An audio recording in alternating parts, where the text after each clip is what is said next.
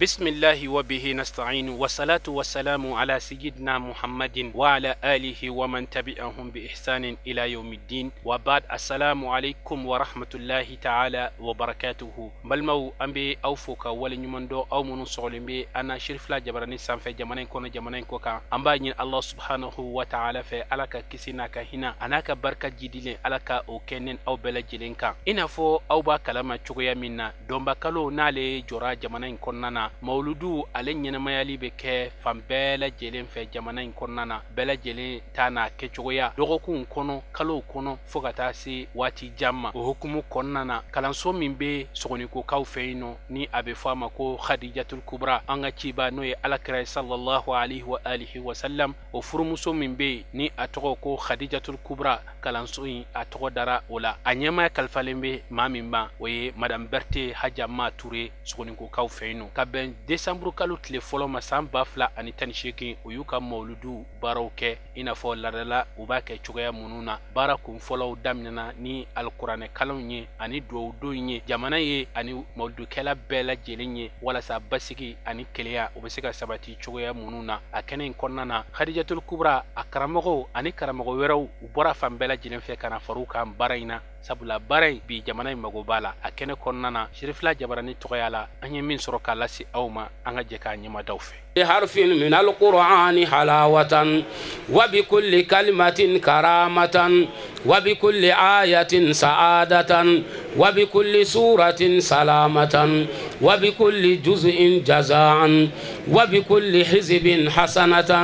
وبكل نصف نعمة وبكل ربع رفعة وبكل ثمن سناء اللهم ارزقنا بالعلف ألفة وبالباء بركة وبالتاء توبة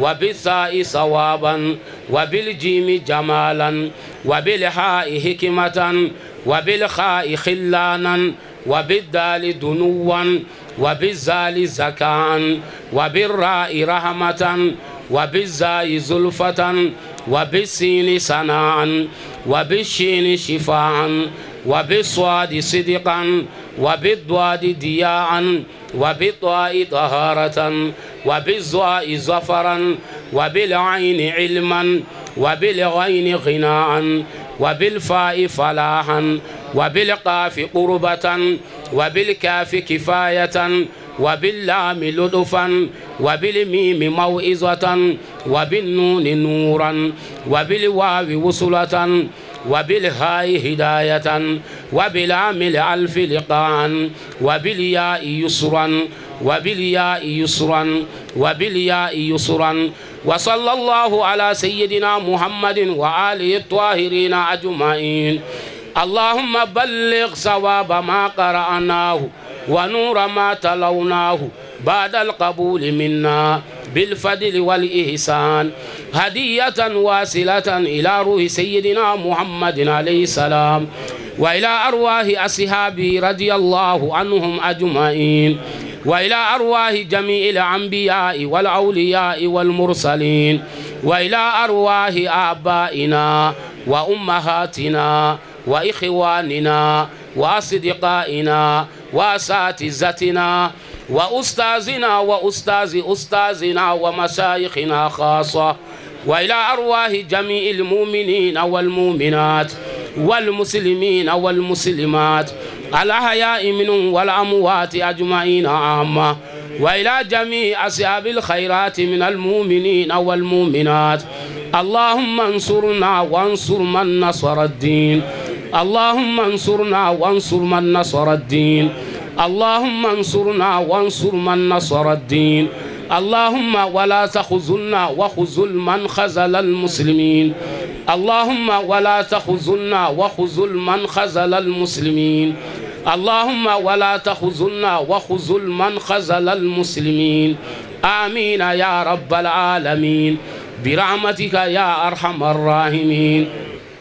يا أرحم الراحمين يا أرحم الراحمين اللهم إنك عفو كريم تحب العفو فاعف عنا اللهم يا محول الحول والأحوال حول حالنا إلى أحسن حال. اللهم يا محول الحول والأحوال حول حالنا إلى أحسن حال. اللهم يا محول الحول والأحوال حول حالنا إلى أحسن حال. يا رب افتح لنا أبواب الخيرات والأرزاق وارزقنا يا رب سعادة الدارين واكفنا همهما. اللهم نجنا مع الناجين ولا تهلكنا مع الهالكين. اللهم سلمنا مع السالمين ولا تهلكنا مع الهالكين برحمتك يا أرحم الراحمين. اللهم أحسن حالنا وعاقبتنا في الأمور كلها وأجرنا من خزي الدنيا وعذاب الآخرة. اللهم اغفر لنا والوالدين والمعلمين والجميع المسلمين والمسلمات والمؤمنين والمؤمنات الأحياء منهم والأموات أجمعين عامة بحق ربنا آتنا في الدنيا حسنة وفي الآخرة حسنة وقنا عذاب النار. ربنا آتنا في الدنيا حسنة وفي الآخرة حسنة وقنا عذاب النار.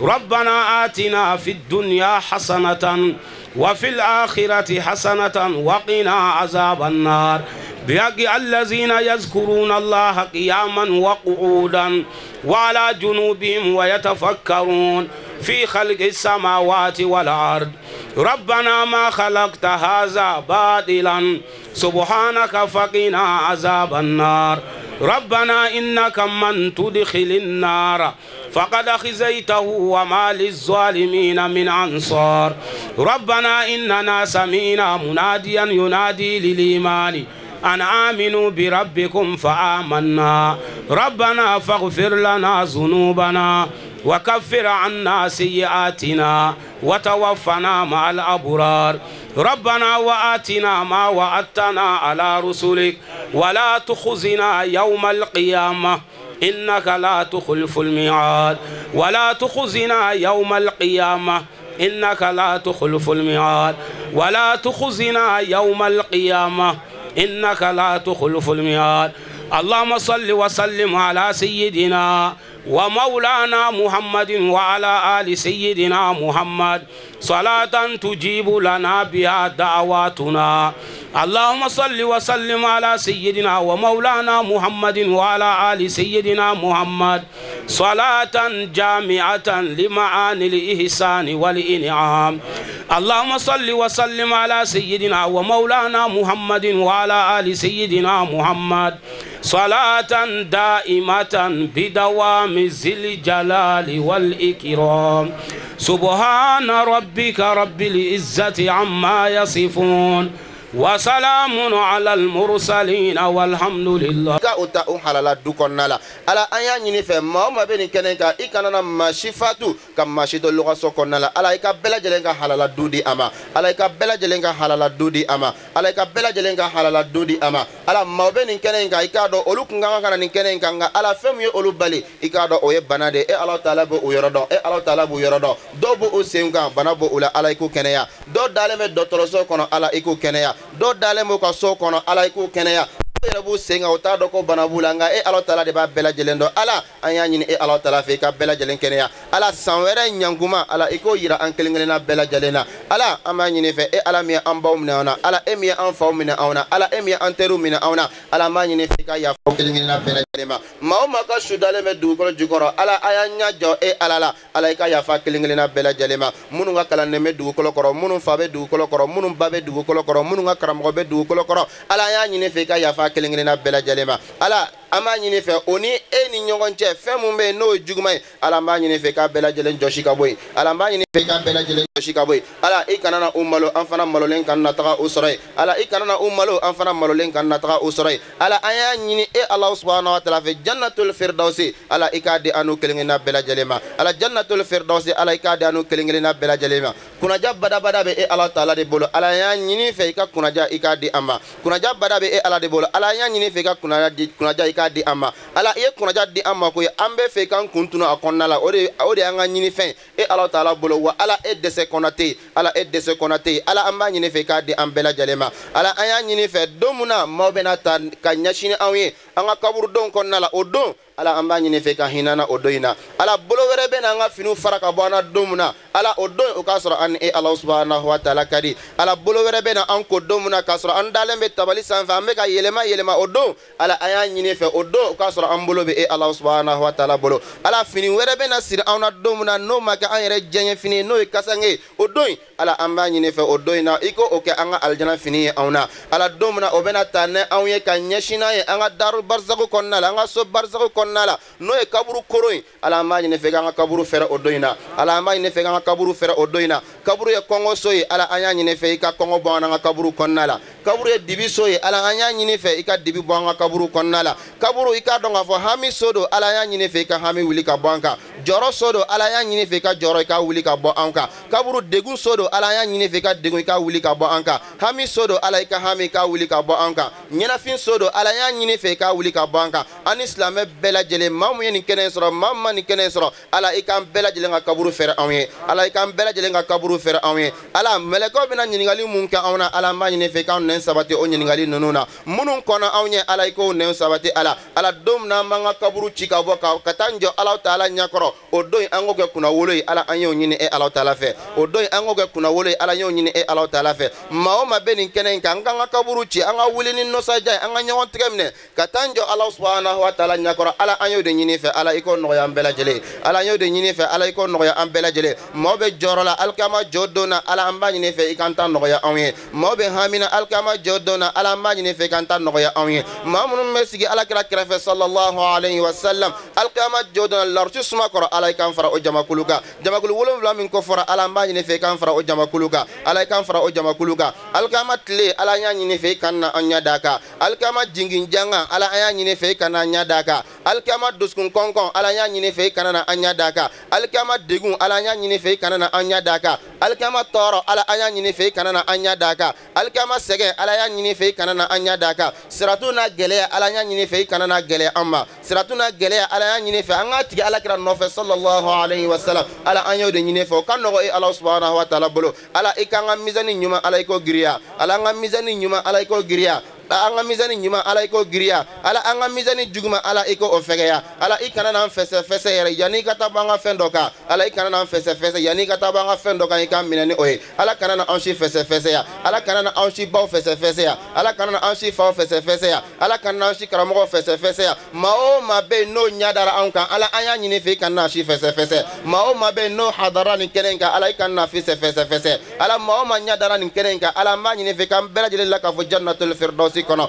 ala jannatul firdausi de anga nyini fen ala ede ko ka fo kana me aljina nyini anga o nyini ala odi anga nyini fen ala ante dore fe fona kera oyi ala ante dore fe fona kera ala kira sallallahu alayhi wa sallam sigi nyago yai ala aya nyini fe kan sigi nyago ka ala kira sallallahu alayhi wa sallam ala aya hamina ko yira e ala la ay min fo amma min fo ala nana ka kan herala ala ika adi amma ala ay min fo amma min fo toroko la ay ala de ba bela jeleno ala ikan kisi ka bo toroko kelengini na bela jelema ay duwa ke nyogo ye salo ni kenen kan kan nyogo kumea ala esana kan duwa mine ala ay nyogo kumea ala aya nyini fe sanwere fana anga nyogo kumeni juga kelena kenea ni fargolo ni nina ala ayo nyini fe ala iko ke ambela jele ala iko ke ambela jele ni duwa ye so duwa win jabili be Allah subhanahu wa ta'ala de bolo ala kan duwa ala ka bela jelen jabi ala ka bela jelen jabi ala ede ajabi masai ala ika jabi awen ala ikana na ibanga duwa la wani bala fana ka mashi seke Allah taala zuzi wa ala nyini fe kanna ibba anga duwaula ala ikanna ibba anga duwaula ala mameni kenenka e Allah taala ka jonjuma mumeni kenenka ala anya nyini fe ikake uka bonya yere kama ala anya nyini fe kanga do ka bela jelen jabi awen ala nga do ka bela jelen jabi awen mabeni kenenka munkad e Allah subhanahu wa ta'ala ala anya nyini fe kanga do ka mina o kama ala ikanna ka anga ikanna banga duwaula ka foka abora damuna ko o dan no golen ala ikanna banga duwaula o kama ala ikanna banga duwaula ka foka bara mamin da ko ye mani ala ikanna banga duwaula kama ala musarwa mumen kenenga sije munu men kenenga demse munu men kenenga munu men ka fo ma fenye folo munu men ka fo ma fenge folo ala aya nyine fe kanga do ka mine olu kama ala aya nyine fe ko kawye ala nga nyine fe ko kawye bela jelenga hamina ko bela jelenta yiralendo ala taala la muya tafo mumma tafo ala de bela jelenta do ala ka bela jelenta wuli ka baka ala ka bela jelenta wuli ka baka ala ni anga sekonin duwaye ni anga jonia duwaye ala fa ayi wele to tɔgɔ mun na mun ka di e ala yɛrɛ ala an yi wele o tɔgɔ de hali n'a sɔrɔ n'o ma bɔ an da o bɛ an dusukun kɔnɔ ala kan ka dugawu minɛ ni o ye ala an b'an ka dugawu laban ni i ka cidenba alakira muhammad sallallahu alayhi wa sallam ale min ye ciden bɛɛ lajɛlen laban ye nabi ɲuman bɛɛ lajɛlen laban don fɛn tɛna mun kɔfɛ ala an b'an ka dugawu laban ni ka sɔli kɛ o alakira in kan sallallahu alayhi wa sallam allahumma salli ala muhammadin ma ذكره الذاكرون الأبرار وصل على محمد ما اختلف الليل والنهار وصل على محمد وعلى المهاجرين والأنصار سبحان ربك رب العزة عما يصفون وسلام على المرسلين والحمد لله رب العالمين kuranɛ kalanw ani duwawu nunu bɛɛ lajɛlen tɛmɛnen kɔfɛ mawludu o kɛnɛ sigira sogonin kɔ ale juma misiri la sango san i n'a fɔ a bɛ kɛ cogoya minnu na an ka laselikɛlaw caman kun bɛ nka kɛrɛnkɛrɛnya la an balakaw tɔgɔya la mun ye laseliw kɛ an ka jɛ ka an ɲɛmadaw fɛ komi sherifula filɛbagaw b'a dɔn cogo min na sherifula mɔlimatu don usman sherifu madana haidara ka mɔlimatu don groupement fɛnɛ membre don inshallah an bɛ barika da ala ye ka sɔli kɛ an ka sababu ɲuman kan n'o ye alakira sallallahu alaihi wasallam an bɛ an yɛrɛ kalifa ala la min tɛ kalifa tiɲɛ sababuya min ye se kɛnɛ kan o ye mawludu ye n'o ye alakira bangeli ye sallallahu alaihi wasallam i k'a dɔn kira sallallahu alaihi wasallam ale de nana ka bɛɛ lajɛlen don da kelen fɛ k'an bɔ da kelen fɛ a fɔra ale de ka kitabuba in kɔnɔ innamal mu'minuna ikhwa ko silamɛw ye balimama ye o balimaya in kɔnɔ a y'an su ka taa ɲɔgɔn minɛ kan ani ɲɔgɔn kanu kan ani ɲɔgɔn bilasira kan ani ɲɔgɔn dɛmɛ kan ɲɔgɔn sutura kan o ɲɔgɔn dɛmɛ n'o ɲɔgɔn kanu kɔnɔ diinɛ baara kɔnɔ ala subhanahu wa taala ni aja mature kɛ mɔgɔ kelen ye aja mature min n'a dogolen tɛ mali in kɔnɔna la an bɛ se k'a fɔ a ka jan mali kɔ kan k'a sababu kɛ a ka alakira kanu ani kira sodunkew kanuni ye a n'a ka silamɛya dɛmɛli ko ɲuman ye ale de ka kalanbolo tɔgɔ dalen bɛ silamɛya musoba fɔlɔfɔlɔ la n'o ye an ba khadijatul kubra ye alakira ka sotigi muso fɔlɔfɔlɔ sanumanba ye muso min fɔlɔfɔlɔ ye la ilaha illallah fɔ aja mature ka kalanbolo tɔgɔ dalen b'o de la donc a dɔnnen bɛ kosɛbɛ alhamdulilahi rabbil alamin an bɛ ala tanu ka barikada ka foli ni barikada segin ka taa groupement ma i ye min fɔ tiɲɛ don cɛ bi yɔrɔ min na muso bɛ yen yɔrɔ la n'i ye ko yɛrɛ jate minɛ k'a lajɛ i b'a fɔ ko muso jɔyɔrɔ ka bon kosɛbɛ ɲɛnamaya la ka sababu kɛ muso ye société tilancɛ ye tilancɛ dɔ in muso de b'o fɛnɛ ka lamɔ sabati muso de bɛ jɔ n'o fɛnɛ ye o tuma muso tɛ fɛn denni ye ɲɛnamaya kɔnɔ n'i dun ko ɲɛnamaya ko diinɛ de o tuma an bɛ ala tanu k'ala barikada cɛw b'u seko la an muso yɛrɛ fɛnɛ b'an seko la inshallah an kɛlen bɛ ka fɛn min labɛn bi komi y'an ɲininka cogo min na ɲinan mawludu kɔnɔna la an ma tɛmɛ an ka groupement kan an ka groupement n'o ye an ka ɲɛmɔgɔba Seydi Sherif Usman Madani Haidara sababu ɲuman ale de y'an bɛɛ lajɛlen fara ɲɔgɔn kan an minnu bɛ mawludu kɛ an minnu ye alakira kanu wele an yɛrɛ kunna k'an bɛ kira fɛ yɛrɛ k'an ka jɛ ko ka don da kelen fɛ ka bɔ da kelen fɛ bari alakira ka baara sallallahu alaihi wasallam baara belebeleba de ye ne fa mɔgɔ kelen tɛ se n'an y'an bolo di ɲɔgɔn ma an bɛ ɲɔgɔn dɛmɛ o ɲɔgɔn dɛmɛ kɔnɔna la o tɔn belebeleba min sigira n'o ɲɛmɔgɔ bɛ an ka sirifikɛ bolo ni mawludu o mawludu sera an bɛ fara ɲɔgɔn kan de ka ɲɔgɔn ye kɛ sirifikɛ yɛrɛ jabala la a bɛ bɛɛ lajɛlen wele an bɛna sigi ka kuma a la a bɛ sira di an ma an k'a lajɛ an bɛ mun ta ɲini an bɛ kuma mun kan an bɛ jamana cogoya lajɛ ka adamadenw yɛrɛ taabolo lajɛ ka silamɛya yɛrɛ lajɛ a bɛ ka baara cogo jumɛn na o la an bɛ thème dɔ suwadi an bɛ bɔ ni min ye pour que silamɛ jama ka nafa sɔrɔ o la o la ɲina an jɛra ka bɛn min kan o de ye k'a fɔ ko an kana fara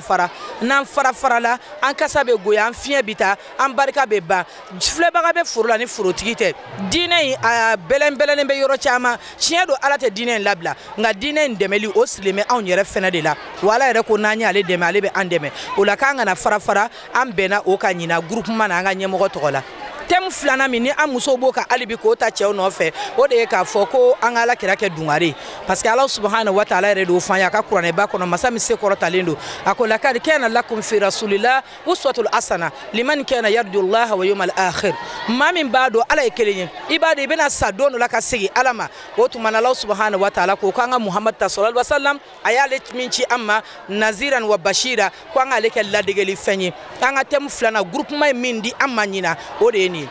n'a dun ye nin thème filanan ye jamana mago b'a la farafarali donna ko min na a ti ɲɛ n'an y'a ye k'a ye du taara ɲɛ i b'a sɔrɔ bɛn bɛ yen du seginna kɔ farafarali bɛ yen nɔ jamakulu si ma taa ɲɛ f'a ka sɔrɔ a y'aw bolo di ɲɔgɔn ma ka ɲɔgɔn bolo minɛ ka ɲɔgɔn sen bila ka juguyaba dabila ka hasida dabila ka bɛnsɛngɔntiya dabila n karamɔgɔ mɔgɔ de bɛ jɔ i niyɔrɔ la n'o tɛ setigi ala subhanahu wa taala a ma mɔgɔ si jalan bila a ye bɛɛ lajɛlen sɔn o tuma na groupement ma y'a ye k'a fɔ silamɛ an ka dɔ fara bolo di ɲɔgɔn ma kan kira n'a ka sahabaw sallallahu alaihi wasallam u y'u cɛsiri k'u bolo di ɲɔgɔn ma de fo diinɛ nana ka na anw sɔrɔ yan bi o tuma na na an b'o wele bila an musow b'o o de kan han an ma bɔ groupement kɔ wa an tɛ bɔ groupement kɔ a ye min don a la inshallah k'a daminɛ k'a ye fɔ Kidali n'an jɔra yɔrɔ yɔrɔ Mali kɔnɔ Mali kɔ kan an bɛ kuma n'ale ka kumakan ye fo ka taa san mawuludu datugu tuma min na ka bɛn sunkaloma kɔnɔ ma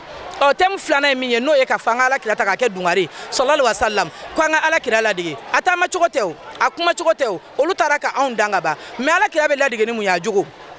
ni jogo ma ɲɛ foyi den kelen tɛ yen n karamɔgɔ ni jogo ma ɲɛ foyi den kelen tɛ an bɛ segin a kan ni jogo ma ɲɛ foyi den kelen tɛ yen nɔ i ye tiɲɛni ye yɔrɔ yɔrɔ min na a base de a so passima de jogo juguya de don wa i ye ɲɛli ye yɔrɔ yɔrɔ base o so passima o ye ɲɛli de ye sirifikɛ yɛrɛ kuma n'o de kan kosɛbɛ a cɛsirilen b'o de kan hali sini sɔgɔma ni adamaden ni jogo tɛ adamaden na ni bagan ka tuma la ni bagan ka fisa ni ye parce que wulu b'a tigi dɔn a b'a ladon ka ɲɛ k'a mara a b'a tigi dɔn a bɛ taa sogo fɛlɛ ka na d'a ma a bɛ a tanga a bɛ a protéger a bɛ boli a nɔfɛ o tuma ni adamaden ma se ka hakili tɔnɔ bɔ hakili tɔnɔ bɛ bɔ ni basigi ani ka ɲuman ni juguman woloma ka bɔ ɲɔgɔn na ni adamaden ma kɛ jogo ɲumantigi ye adamadenya bɛ bɔnɛ dɛ o tuma jogo ɲuman ye ka wele bila o la an musow b'o la wa ni jogo ɲɛna denmisɛnninw bolo an musow de b'a tɔnɔ dun jɛnɛya jugu k'a dabila jamana min kɔnɔ silamɛya selen bɛ nin degré ma n'i y'a lajɛ ko bariso bɛna caya ni misiri ye o bɛ mɔgɔ kamana gan kosɛbɛ jɔnni kɛlen bɛ ka bariso ninnu jɔ jɔn bɛ bariso ninnu kɔnɔ n'an silamɛdenw tɛ vraiment an ka wuli an ka kuma jogo in kan n'an ye jogo in bila k'an poro fɛn fɛn min kan ɲɛnamaya lafiya ti sɔrɔ a kɔnɔ dulɔ lajɛ dulɔ bɔlen bɛ bi cogo min na an ka cɛmisɛnninw bɛ k'an min an b'o jɔrɔ la k'u bɛ ka drop ta an b'o hami na an nana sɔrɔ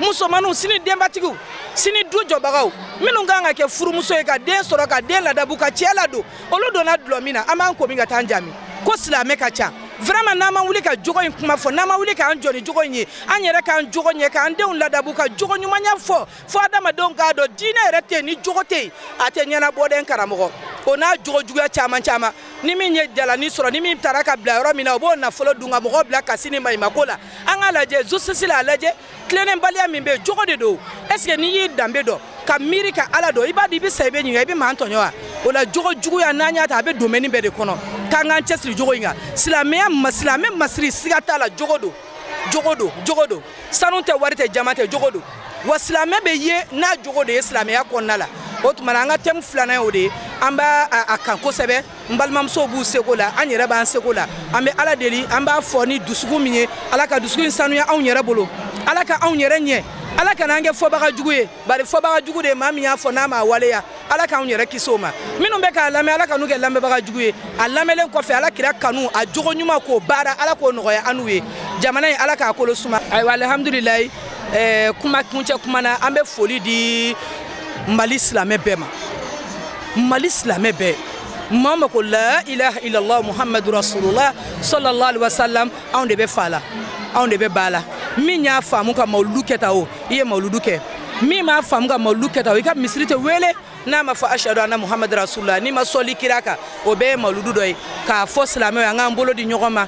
an k'an ka diinɛ minɛ sini an bɛ taa ɲininka diinɛ in na an k'an dusukun sanuya ala bɛ dusukun de filɛ ka adamaden sara an k'an kɛwalew ɲɛ o la o kɔfɛ ka foli bila INFM musow bɛɛ lajɛlen ma tanti Kaja Togola a n'a ka jamakulu ka foli bila o bɛɛ ma an fɛnɛ bɛ mawuludu belebeleba de kɛ Sherif Filan Sala bisimilalen bɛ yen nɔ an bɛ foli d'u ma ka foli segin an ka sirifikɛ ma a ka faso jɔn n'a ka cɛsiri la groupement sanfɛ fo duguma n bɛ bɛɛ lajɛlen fo groupement mabun bɛɛ lajɛlen sara ɲuman bɛ ala bolo ala k'a d'an ma ya rabi sɔli ala muhammed wa ali muhammedin wa salim alhamdulillah Jalo n'i ko nisɔndiya min bɛ na nisɔndiya an tɛ se k'a fɔ ka se a dan na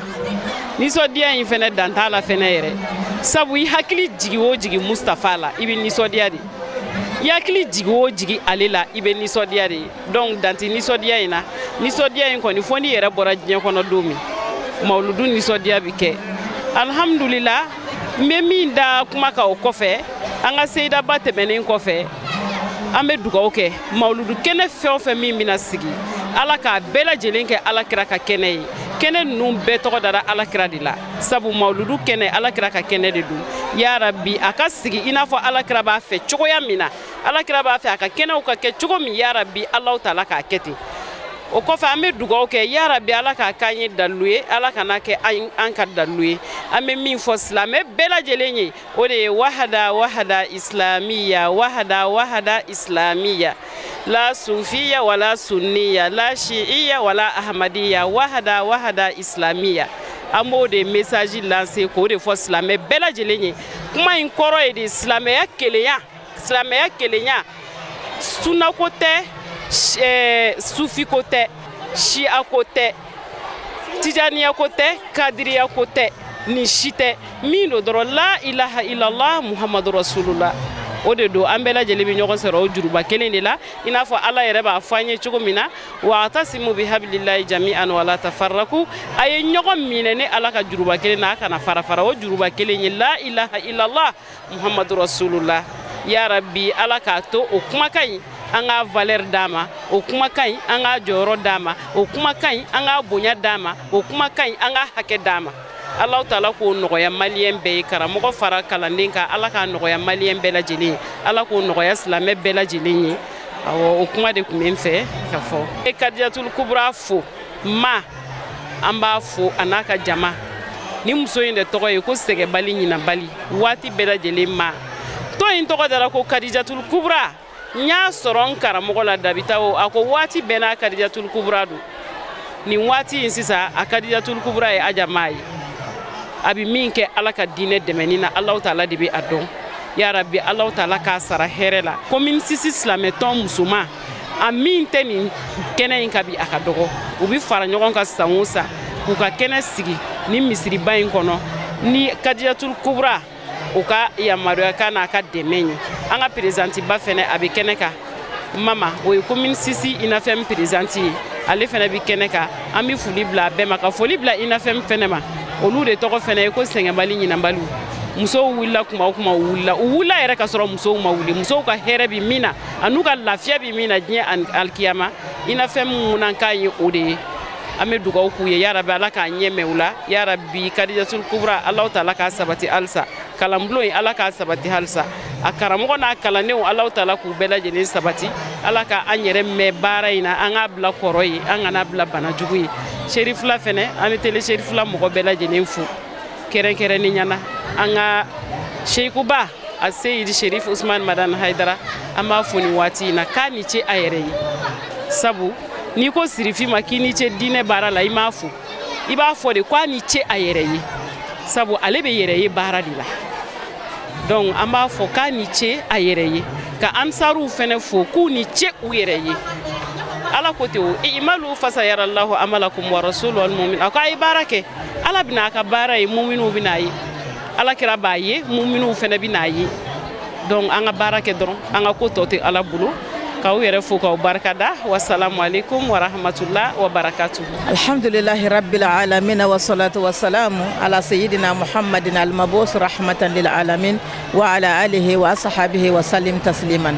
jalo ni ye ɲiningolo diyara n ye kosɛbɛ vraiment an nisɔndiyalen don ɲina an fari fununen don san o san n'an ko ɲina mawludu de barika bonyana san min bɛna da o kan i b'a ye o mawludu o jama barika bɛ bonya ka tɛmɛ o kan o hɛrɛw bɛ caya ka tɛmɛ o kan o nisɔndiya bɛ an na kosɛbɛ mais mun bɛ yen min ka gɛlɛn ni a bɛɛ lajɛlen ye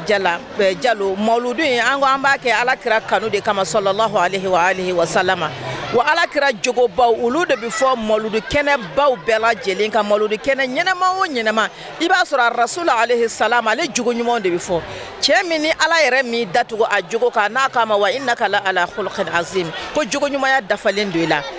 mawludu kɛnɛ sigili a nafaba ye Alakira sallallahu alaihi wa alihi wa sallama o jogo fɔli an bɛ laseli min kɛ an bɛ min ɲini jama bɛɛ lajɛlen fɛ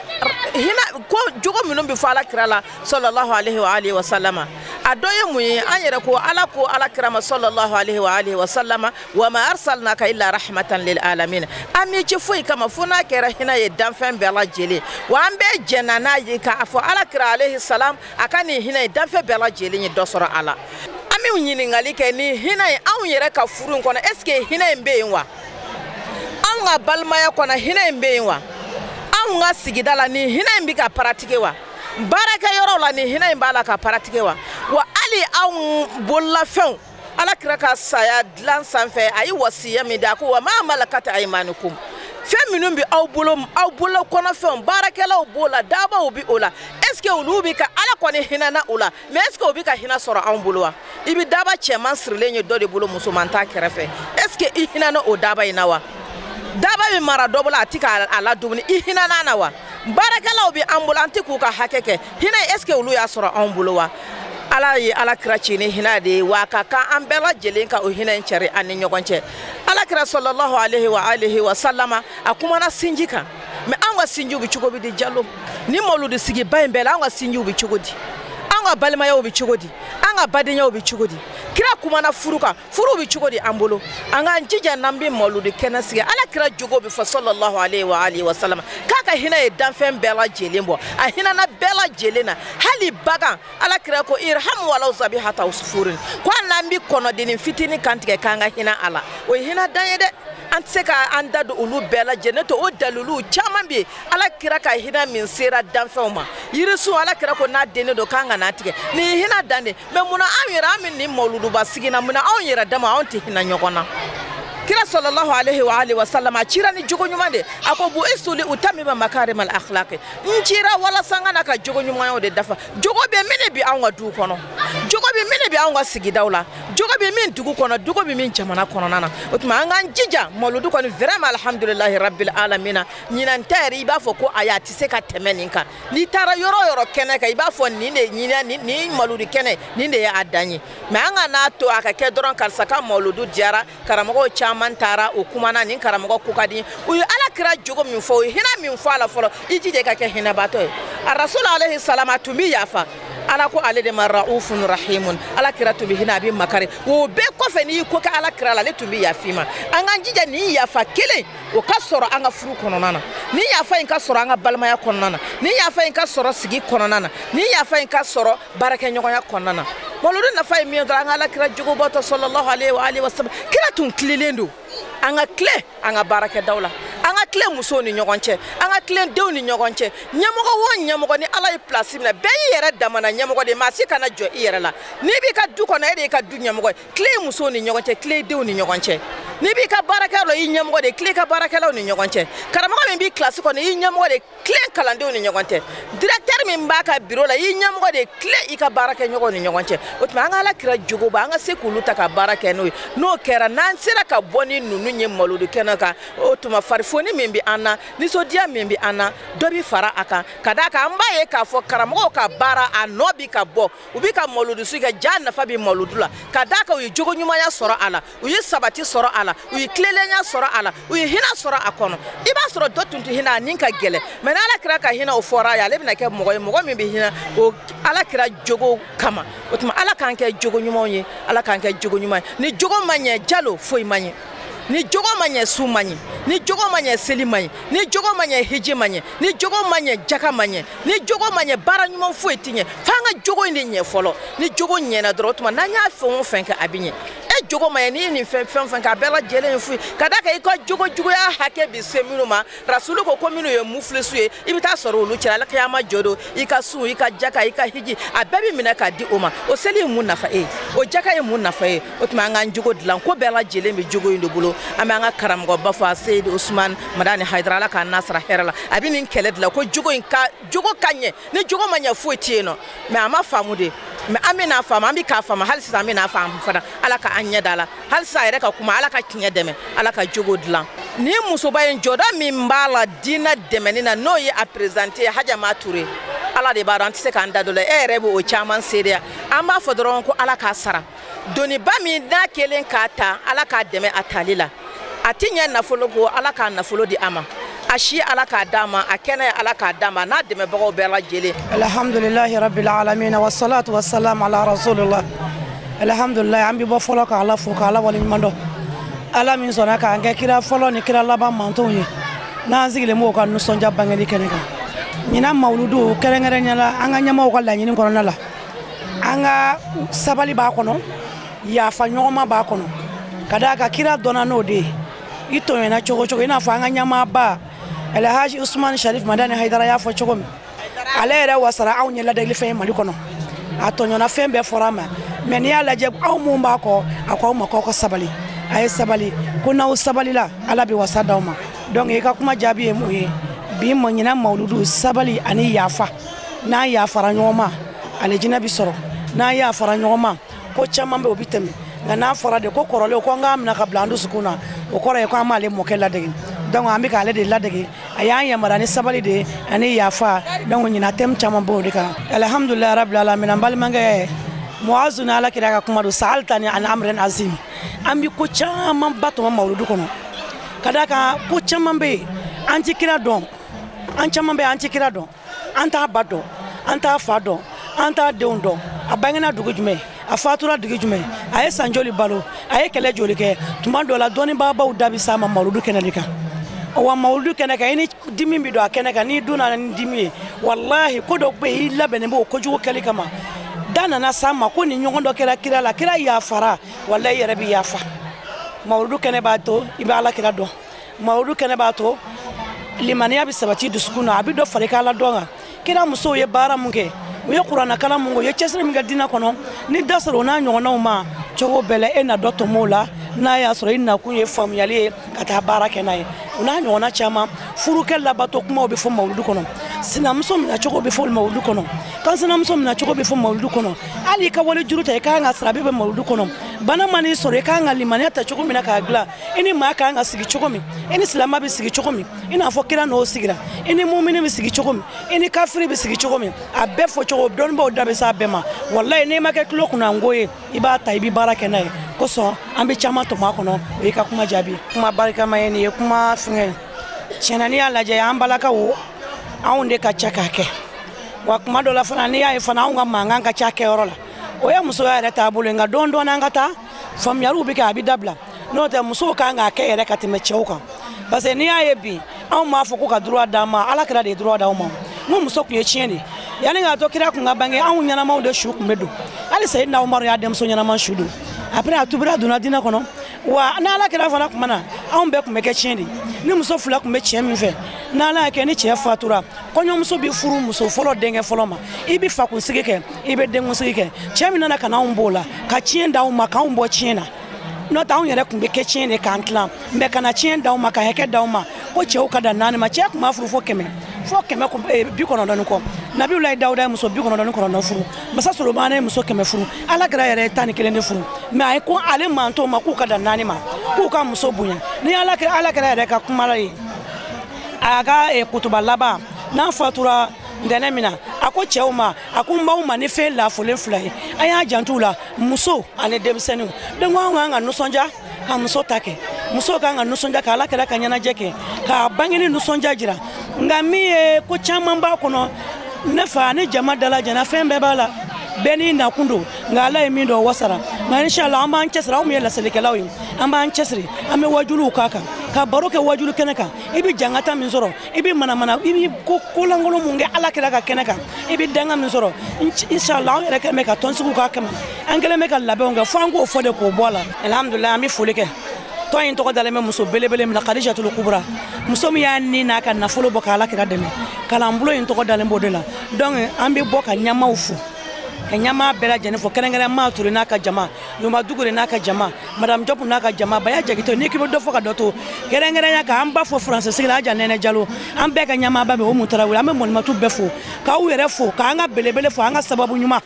Baji Babali Baji Jabali tile min jɔra an kunna ni tile in ci bi kalo mun jɔra an kunna ni kalo in yelenna n'a yelen ma dan n'o ye Elhaji Usmani Madani Haidara ye k'a barika ye k'a shirifu mawludu tun bɛ sunɔgɔ la k'ale de y'an bɔ dibi la ka n'an bila kɛnɛ kan ale yɛrɛ kɛlen ka mawludu kɛra anw ma wajuru fɛn wa an b'a la ko an ka sa an bɛ dugawu kɛ mawludukɛla bɛɛ ya rabi ala k'a kɛ cogo ɲɛ an bolo k'a kuncɛ hɛrɛ la k'u ka ladabu t'a kɔnɔ u ka bonya k'a kɔnɔ n'o tɛ fɛnw dɔw b'a la k'an lagisi ya rabi ala ka n'an k'u sago ye ala k'o k'a k'ala kama an b'aw yɛrɛ fo aw mun y'aw ka baaraw bila ka n'an ta k'an jira diɲɛ la ya rabi ala k'aw sara ala k'aw sara ala k'aw sago d'aw ma tele sherifu la ala k'a se yɔrɔ la an sigilen tɛ n'a ye yɔrɔ min na alhamdulilayi ne de bɛ wajulu k'a ka arajo so la Elhaji Usmani Madani Haidara n'o ye arajo tije a tɔgɔ de citoyen n'i ko yɔrɔ dɔ ko Mɔnimatu Salimatu Tarawele u b'a f'i ye ko min bɛ wajulu kɛ arajo citoyen na ko ne b'a fɔ ni teleso in na ko a barika ye bonya caman na ne ye wasalamu alaikum wa rahmatulahi k'a muso bɛɛ lajɛlen fo cirifula baarakɛlaw ala k'aw sago d'aw ma ala k'aw sutara n'ala kɛra hɔrɔma ye sɔli ala Muhammad. Alhamdulillah an bɛ ala subhanahu wa taala fo ka ala barika da ala min sɔnna ka an fara mɔgɔw kan mɔgɔ minnu bɛ nisɔndiya ni kira ka nisɔndiya ko ye ani mɔgɔ minnu dusukun bɛ kami kami ni kira ka dusukun kami kami ko ye ka d'a kan o ye ala subhanahu wa taala ka kumakan de labatoli ye ala de y'a fɔ a ka kuranɛba in kɔnɔna na k'a ma fosi ɲini an fɛ kira somɔgɔ surun kanu kɔ donc ni ko i bɛ kira somɔgɔ kanu i b'a daminɛ kira yɛrɛ de la fɔlɔ wa i tɛ se ka kira kanu fewu ni ma a ka mawludu la ɲanamaya nisɔndiya mawludu nisɔndiya a tɛ se ka fɔ ka se a dan na ka d'a kan kiraba in sallallahu alaihi wa sallam Allah subhanahu wa ta'ala y'ale de ci ka na diɲɛ bɛɛ lajɛlen kanda donc ale ka mawludu la n'an ko ko an bɛ nisɔndiya a la an bɛ dɔɔni de kɛ an tɛ se ka nisɔndiya kɛ ka se a dan na alhamdulillah an balimakɛ welewele dakan min bɛ ne bolo ka ɲɛsin mawludukɛlaw ma silamɛw ka d'a kan n'i y'a mɛn an ko mawludukɛlaw silamɛw de bɛ mawludu kɛ mɔgɔ wɛrɛ tɛ mawludu kɛ an bɛ se k'a fɔ muminunw de bɛ mawludu kɛ ka d'a kan muminiya ale bɛ silamɛya sanfɛ muminunw de bɛ mawludu kɛ mawludu ye jumɛn ye ka nisɔndiya ni kira ka bangeni ye weleweledakan min bɛ ne bolo o de ye an ka kɛ a kɛcogo ɲuman na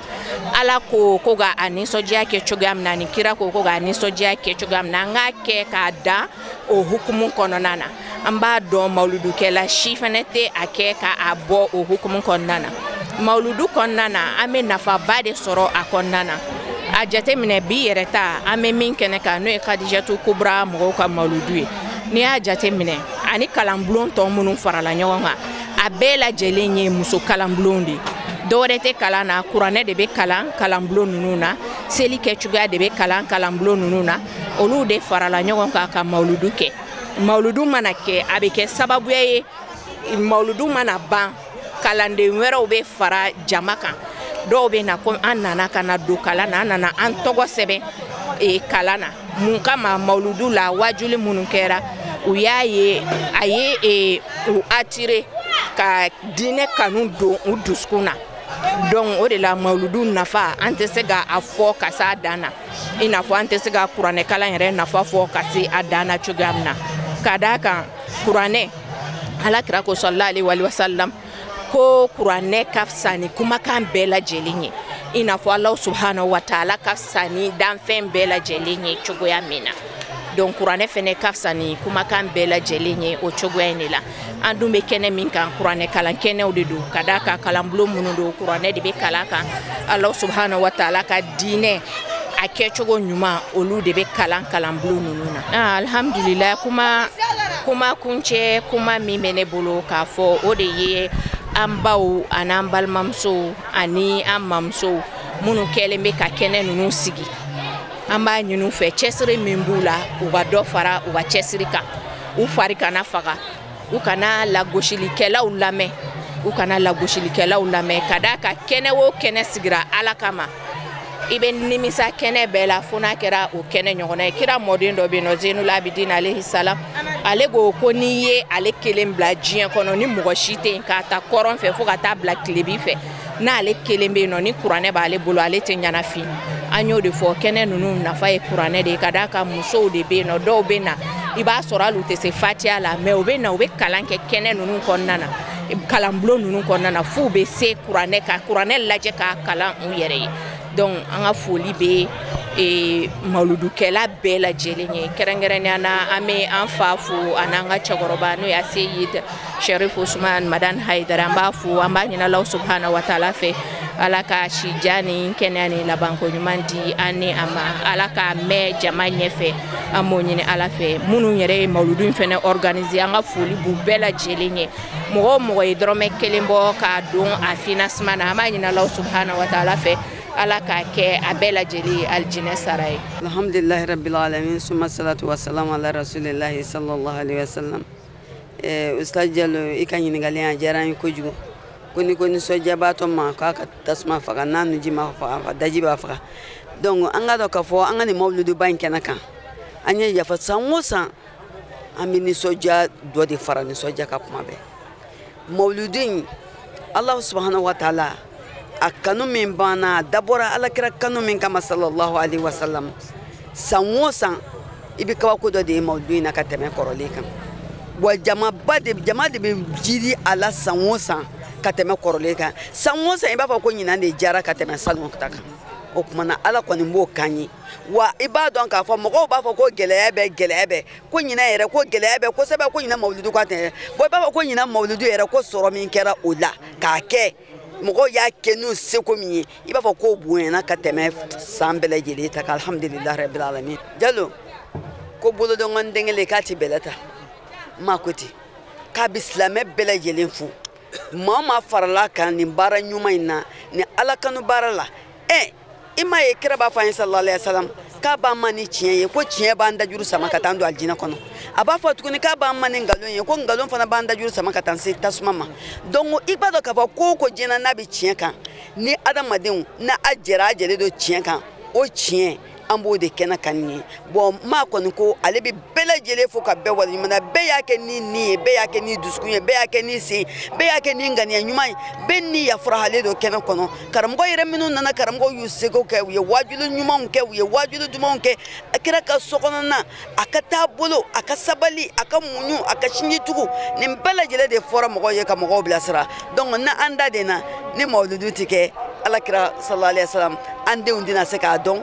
alakira ko yɛrɛ ye min ye alakira ko timiya min kan ka sɔrɔ adamadenw fɛ k'an bɔ bakanya na an tɛna se k'o sɔrɔ donc en tant que mawuludu bɛ kɛ ka kɛ adamaden bɛ alakira ko kanu timiya de sɔrɔ ka taa donc yarabi ala k'a nafa n'a barika ye bijahi mustafa sallallahu alaihi wasallam wa aqulu qawli hadha wa astaghfirullah li wa lakum wa lisa'iril muslimina min kulli dhanb fastaghfiruhu innahu huwa ghafurur rahim wassalamu alaikum wa rahmatullahi ta'ala wa barakatuh an sera ka min sɔrɔ k'a lase aw ma o de kun ye nin ye ni ala sɔnna ma mawuludu in a laseli tɔw aw n'a ye sigida nata wɛrɛw k'aw fo k'aw waleɲuman dɔn jamana in kɔnɔ jamana in kɔ kan an b'a ɲini ala fɛ duwawu minnu kɛra kɛnɛ kɔnɔ ala ka duwawu ninnu minɛ nin bɛɛ lajɛlen sababu ɲuman a bɔra an ka musokɔrɔba min na n'o ye madame Berthe Hajama Ture sija ni kɛnɛya ala k'a d'a ma wasalamu alaikum wa rahmatullahi ta'ala wa barakatuhu Ay bonne ne gramo je mina kuma wili balila be manga